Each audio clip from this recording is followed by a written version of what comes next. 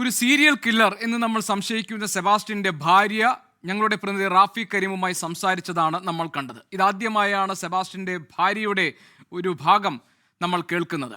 17 വർഷമായി സെബാസ്റ്റ്യനൊപ്പം ജീവിക്കാൻ തുടങ്ങിയിട്ട് വളരെ സാധാരണക്കാരനായ മനുഷ്യൻ, തന്നോടും കുഞ്ഞുങ്ങളോടും സ്നേഹമുള്ള ഭർത്താവ്, അതോടൊപ്പം തന്നെ സാമ്പത്തിക പ്രയാസങ്ങൾ അനുഭവിച്ച വ്യക്തി, ശാരീരികമായ അവശതകൾ അനുഭവിക്കുന്ന വ്യക്തി. ഇതാണ് സെബാസ്റ്റ്യന്റെ ഭാര്യ ഞങ്ങളുടെ പ്രതിനിധി റാഫി കരീമിനോട് പറഞ്ഞ കാര്യങ്ങളുടെ രത്നച്ചുരുക്കം.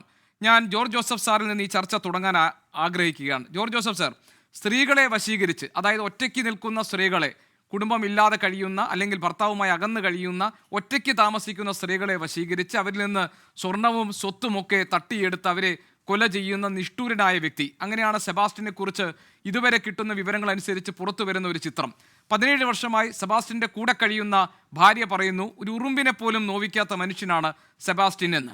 അയാൾക്ക് സമൂഹത്തിനിടയിലും വലിയ മാന്യൻ എന്ന നിലയിലുള്ള ഒരു പ്രതിച്ഛായയാണുള്ളത് എന്ന് നമ്മൾ മനസ്സിലാക്കി.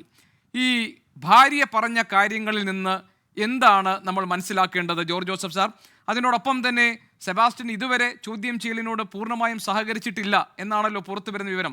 എന്തെങ്കിലും ചോദിക്കുമ്പോൾ ഒന്നെങ്കിലും മിണ്ടാതിരിക്കും, അതല്ലെങ്കിൽ ചിരിക്കും എന്നതിനപ്പുറത്ത് കാര്യമായി ഇവർക്ക് ഈ തിരോധാനം സംബന്ധിച്ച് എന്തെങ്കിലും ഒരു വിവരം അയാൾ ഇതുവരെ വിട്ടു പറഞ്ഞിട്ടില്ല എന്നാണ് നമ്മൾ മനസ്സിലാക്കുന്നത്. അതുകൊണ്ട് ശാസ്ത്രീയമായ ചോദ്യം ചെയ്യലിലേക്ക് കടക്കാൻ പോവുകയാണ് അന്വേഷണ സംഘം.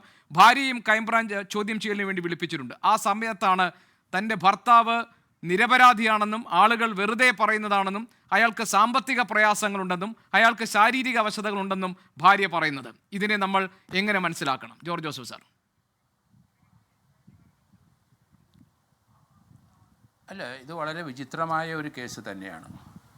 നമുക്ക് ഇയാൾ നാട്ടിലുള്ളവർ വളരെ സ്വാത്വികനാണ്. ഭാര്യയുടെ മുമ്പിൽ ഭാര്യയ്ക്ക് ഒരു സംശയം ഇന്ന് വരെ തോന്നാത്ത രീതിയിലുള്ള ഓപ്പറേഷൻസാണ്. ഭാര്യയെ വളരെ ഇയാളുടെ അവശനിലയിൽ ആണ്. ഇപ്പം അദ്ദേഹത്തിന് കാലിന് വ്രണങ്ങളുണ്ട്. അയാളെ ഒരു പേഷ്യൻ്റാണ്. ഇവർ ആശുപത്രിയിൽ കൊണ്ടുപോകും.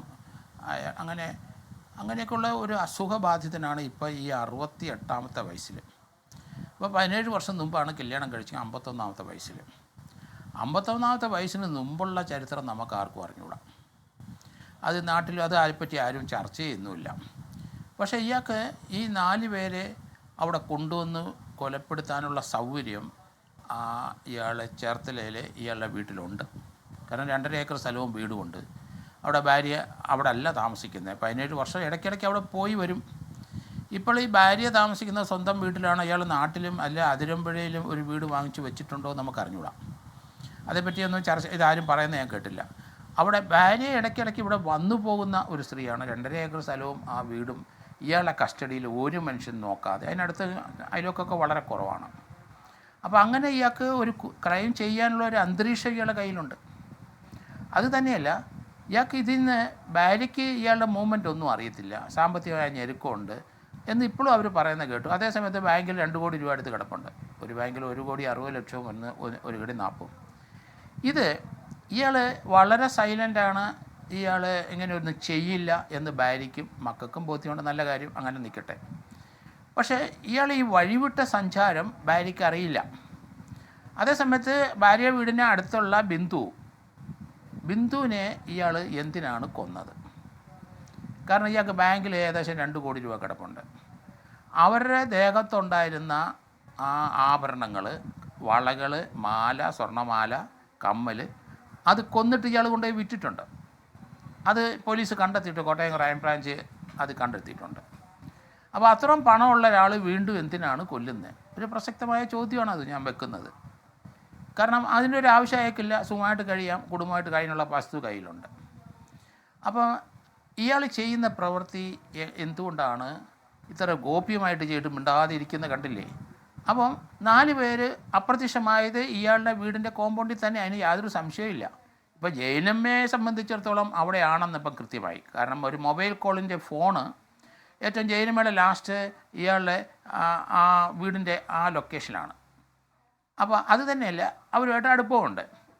അപ്പോൾ ഇത്രയും പണമുള്ള ഒരാൾ അവരെ കൊല്ലേണ്ട ഒരാവശ്യമില്ല. പിന്നെ കൊല്ലുന്നത് എന്തിന്? ആ കൊല്ലുന്ന രീതി വ്യത്യാസമാണ്. കാരണം വീട്ടിൽ അവിടെ വന്നു കയറുന്നവരെ കൊന്ന് കഷ്ണം കഷ്ണമാക്കി മാറ്റി അയാളെ അവിടുത്തെ വീടിൻ്റെ കോമ്പൗണ്ടിലുള്ള 3 കുളത്തിനകത്ത് നിക്ഷേപിക്കുന്നു. മറ്റ് അതാണ് ആ കുളത്തിൽ ഈ ഹ്യൂമൻ ഫ്ലഷ് കഴിക്കുന്ന ഫിഷിനെ വളർത്തുന്നുണ്ടോ എന്നൊക്കെ നാട്ടുകാർ പറയുന്നുണ്ട്. അപ്പോൾ അങ്ങതാണ് അയാൾ. അപ്പോൾ അത്ര ക്രൂരനായ മനുഷ്യനെ കൊല്ലുന്നതിൽ രസം കാണുന്ന അങ്ങനെയുള്ളൊരു മനോരോഗി തന്നെ ഇയാൾ. അത് എന്തിനാണ് ആ കൊല്ലുന്നതിൽ രസം കാണുന്നതെന്നാണ് എനിക്കിപ്പം തോന്നുന്നത്. കാരണം അത് നമ്മൾ അവിടുന്ന് കണ്ടെടുത്ത ഏകദേശം ആദ്യം 28-ാം തീയതി കണ്ടെടുത്ത ഒരു 15-16 എല്ലും കഷ്ണമുണ്ട്. അതിനുശേഷം ഇപ്പോഴേ ഒരു 6 എല്ലും കഷ്ണം കൂടെ രണ്ടാമത് ഇപ്പോൾ എടുത്തിട്ടുണ്ട് കോട്ടയം ക്രൈം ബ്രാഞ്ച്. അപ്പോൾ ഏകദേശം 22ഓളം എല്ലും കഷ്ണമുണ്ട്. അതിനകത്ത് ഒരു പല്ലിന് അത് അവിടുത്തെ കടാവർ ഡോഗാണ് കണ്ടുപിടിച്ചെന്ന് ഒരു പല്ല് കെട്ടിയ ഒരു വെപ്പ് പല്ലും കിട്ടിയിട്ടുണ്ട്. അപ്പോൾ അത് ജയിലമ്മയ്ക്ക് ആ വെപ്പ് പല്ല് ഇല്ല. പിന്നെ ആർക്കാണോ ഉള്ളത് അതേപ്പറ്റി ഇപ്പം ഏതായാലും അന്വേഷണം നടക്കണ്ടേ. അത് വേറൊരാൾ വന്നിരിക്കുന്നു അവിടെ. നമുക്ക് ഇയാളുടെ കുറ്റസമ്മതമൊന്നും വേണ്ടെന്നാണ് ഞാൻ പറയുന്നത്. നമുക്ക് എവിഡൻസ് മതിയല്ലോ. അയാൾക്ക് സംസാരിക്കാൻ കഴിയില്ല, അയാൾ സംസാരിക്കത്തുമില്ല, ഡിസ്ക്ലോസ് ചെയ്ത് ഞാൻ പ്രതീക്ഷിക്കുന്നുമില്ല. കാരണം അയാൾ ജീവിതത്തിൽ ഒരിക്കലും പ്രതീക്ഷിച്ചില്ല ഇത്രയും വലിയ ഇയാൾ ചെയ്തുകൊണ്ടിരിക്കുന്ന കുറ്റകൃത്യങ്ങൾ കണ്ടെത്തുമെന്ന്. ഇയാളുടെ ചൈൽഡ്ഹുഡാണ് പരിശോധിക്കേണ്ടത്. പോലീസ് അതിലോട്ട് നീങ്ങണം. കാരണം ഇപ്പം നമുക്ക് 4 കൊലക്കേസിനകത്ത് ഇയാൾ അതിനുള്ള എവിഡൻസ് കളക്ട് ചെയ്യുന്ന ഒരു പ്രോസസ്സിലാണ്. 51 വയസ്സിന് മുമ്പത്തെ ഇയാളുടെ ചരിത്രം നോക്കണം. ഇയാൾ 6 അംഗങ്ങളുള്ള വീട്ടിലെ ഒരാളാണ്. അതിലെ മൂത്തത് 3 സ്ത്രീകളാണ്, ഇയാളുടെ ചേച്ചിമാരാണ്. പിന്നെ ഇയാളൊരു ബ്രദർ നേരത്തെ മരിച്ചു പോയിട്ടുണ്ട്. പിന്നെ ഒരാളിപ്പോൾ ഓസ്ട്രേലിയയിലുണ്ട്. അപ്പോൾ ഇയാൾ ലേറ്റ് മാരേജാണ്, 51 വയസ്സിന് ശേഷം. 51 വയസ്സ് വരെ ഇയാൾ എവിടെ വരെ പഠിച്ചിട്ടുണ്ട് നമുക്കറിഞ്ഞൂടാ. എന്തായിരുന്നു ഇയാളുടെ ജോലി? സ്ഥലക്കച്ചവടം, ഭാര്യ വന്ന ശേഷമുള്ള സ്ഥലക്കച്ചവടമാണ്, അത് അടുത്ത കാലത്താണ്. അതിന് മുമ്പ് ഇയാളെ തീർച്ചയായിട്ടും പഠിക്കേണ്ടിയിരിക്കുന്നു. അല്ല ജോർജ് ജോസഫ് സാർ, കാരണം ഈ സെബാസ്റ്റ്യന്റെ അയൽവാസിയായിരുന്ന സെബാസ്റ്റ്യന്റെ ഒരു ബാല്യകാലം മുതൽ അറിയാവുന്ന ഒരു വ്യക്തി ഇതിനു മുൻപ് എൻകൗണ്ടറിൽ അതിഥിയായി വന്നിരുന്നു. എനിക്ക് അന്ന് ജോർജ് ജോസഫ് സാറ് ഇല്ലാത്തൊരു ചർച്ചയായിരുന്നു. അന്ന് അദ്ദേഹം പറഞ്ഞത് ഇയാൾ ചെറിയ തരികിടയൊക്കെ ചെറുപ്പം മുതലേ കാണിച്ചിരുന്നു. അതിനുശേഷം പിന്നീട് ഒരു ബസ്സിൻ്റെ ഡ്രൈവറും കണ്ടക്ടറും ഒക്കെ ആയിട്ട് ജോലി ചെയ്തിട്ടുണ്ട്. അതിനുശേഷമാണ് സ്ഥലക്കച്ചവടത്തിലേക്കുമൊക്കെ പോകുന്നതും പിന്നീട് വളരെ പെട്ടെന്ന് ഇയാൾക്ക് പൈസ വന്നു ചേരുന്നതാണ് ഇവർ കണ്ടത്.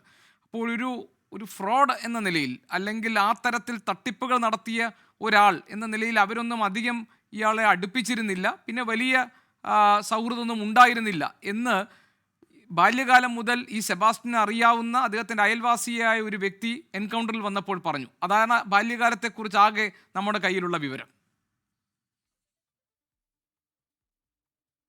ഞാൻ ഇത് പറയുന്ന വേറെ ഉദ്ദേശം വെച്ചിട്ട് തന്നെയാണ്. ഇയാൾ ആരാണ്? കാരണം മോഷണ സ്വഭാവം ഇയാൾക്കുണ്ട്. കാരണം ഇത്രയും പൈസ ബാങ്കിൽ കിടന്നിട്ടും ആ ജയിനമ്മയെ അവിടുന്ന് തട്ടിക്കൊണ്ട് വന്ന് കൊന്നു അവരുടെ സ്വർണ്ണം എടുത്തവനാണ്. അതെന്തിനാണ് എനിക്ക് മനസ്സിലാകുന്നില്ല. അപ്പോൾ കൊല്ലാനുള്ള ഒരു വാഞ്ചന, ഒരു കില്ലിങ് സ്പിരിറ്റ് അയാളുടെ ബ്ലഡിലുണ്ട്. ഇയാൾ ഇവരെ എന്തിനാണ് കൊന്നിട്ട് അതിൻ്റെ എവിഡൻസ് നശിപ്പിക്കുന്നത് നമ്മൾ കണ്ടല്ലോ. വെട്ടി നുറുക്കുകയല്ലേ ഇയാൾ ചെയ്യുന്നത്. ആ എല്ലും കഷ്ണം കോടതിയിൽ ഇനി ഫോറൻസിക് ഡിപ്പാർട്ട്മെൻറ്റ് പരിശോധിക്കണം. അത് നാച്ചുറലായിട്ട് നമ്മൾ ഡീക്കെ ചെയ്ത് പോകുമ്പോൾ ലഭിക്കുന്ന രീതിയിലുള്ള എല്ലും കഷ്ണമാണോ അതോ വെട്ടിമുറിച്ച എല്ലും കഷ്ണമാണോ? വെട്ടിമുറിക്കുന്നുണ്ടെങ്കിൽ മനുഷ്യ ശരീരമല്ലേ വെട്ടുന്നത്. അപ്പോൾ അയാൾ ഒരു ബിച്ചറിക്കാരനും ഇറച്ചിക്കടക്കാരനെ പോലെയാണോ? അതെന്തിന് ചെയ്യുന്നു? അത് നമ്മൾ അന്വേഷിക്കേണ്ടിയിരിക്കുന്നു. അത് ഒരു മനോരോഗം തന്നെ. കാരണം ഒരാൾ വളച്ചു കൊണ്ടുവന്ന് വീട്ടിൽ കൊണ്ടുവന്ന് അവരെ കൊല്ലുന്ന ഏത് രീതിയിലാണ് അതൊന്നും വെളിയിലോട്ട് വന്നിട്ടില്ല. ഇയാൾ കൺഫസ് ചെയ്യത്തില്ല, അതെനിക്കറിയാം. കൺഫസ് ചെയ്യാൻ പറ്റില്ല. കാരണം ഏതെങ്കിലും ഒരു കേസ് കൺഫസ് ചെയ്തതിന് തുടരെ ബാക്കിയുള്ളതിന് മുഴുവൻ സമാധാനം പറയേണ്ടി വരും. ഇത്രയും നാളും ഇയാളെ മനുഷ്യർ, അവിടെയുള്ള നാട്ടുകാരോ അല്ലെങ്കിൽ വീട്ടുകാരോ ആരും മനസ്സിലാക്കിയിട്ടില്ല. ഇതേ രീതിയിലുള്ള ഒരു ക്രിമിനലിനെ അവൻ്റെ മരണം വരെ കൺഫസ് ചെയ്യുമെന്ന് ഞാൻ കരുതുന്നുമില്ല. നമുക്ക് എവിഡൻസ് മതി. ഇപ്പം കോട്ടയം ക്രൈംബ്രാഞ്ച് അന്വേഷിക്കുന്ന ജയനിമ്മയുടെ കേസിനകത്ത് നല്ല എവിഡൻസ് ഉണ്ട്. കാരണം നമുക്ക് ആ കിട്ടിയ എവിഡൻസിൽ നിന്ന് അത് മനസ്സിലാകുന്നു. അവിടുത്തെ 3 കുളത്തിൽ വന്ന് പറ്റിച്ചപ്പം കുളത്തിനകത്ത് 2 സാരി കിട്ടിയിട്ടുണ്ട്. ജയനിമ്മ വന്നാൽ ഒരു സാരി ഉടുത്തുകൊണ്ട് വരും. ചിലപ്പോൾ അവർ ഈ പള്ളികളിലൊക്കെ പ്രാർത്ഥനയ്ക്ക് പോകുന്ന ആളായതുകൊണ്ട് ക്രിസ്മസിന് 2024 ഡിസംബർ 23-നാണ് അവർ മിസ്സായത്. 24 അപ്പം ക്രിസ്മസിൻ്റെ തലേ ദിവസമാണ്. പള്ളിയിൽ പോയ പോക്കാണ്. അപ്പോൾ ആ സമയത്ത് ഒരു സ്പെയർ സാരി എടുക്കുമെന്ന് സംശയമുണ്ട്. അപ്പോൾ അവർ നേരെ അടുത്ത ലൊക്കേഷൻ അവരുടെ ഇവിടെയാണ് കണ്ടെത്തിയിരിക്കുന്നത്, ചേർത്തലയിൽ തന്നെ. അപ്പോൾ അവരിവിടെ വന്നിരിക്കുന്നു. അപ്പോൾ അവരെ കൊന്ന എന്തിന്? അതൊരു പ്രസക്തമായ ചോദ്യമാണത്. ക്രൈംബ്രാഞ്ച് അത് കണ്ടെത്തണമെന്ന് ഞാൻ പറയണത്. കാരണം ഇത്രയും സാമ്പത്തികമുള്ള ഒരാൾ വീണ്ടും ഒരാളെ കൊല്ലുന്നത് അത് എന്തിന്? അവിടെയാണ് നമുക്ക് അറിയേണ്ട ഒരു ആവശ്യം. അപ്പോൾ ഇയാൾ ചെറുപ്പം മുതലേ വളർന്നു വന്ന സാഹചര്യം പോലീസ് അതിലോട്ട് വരണം.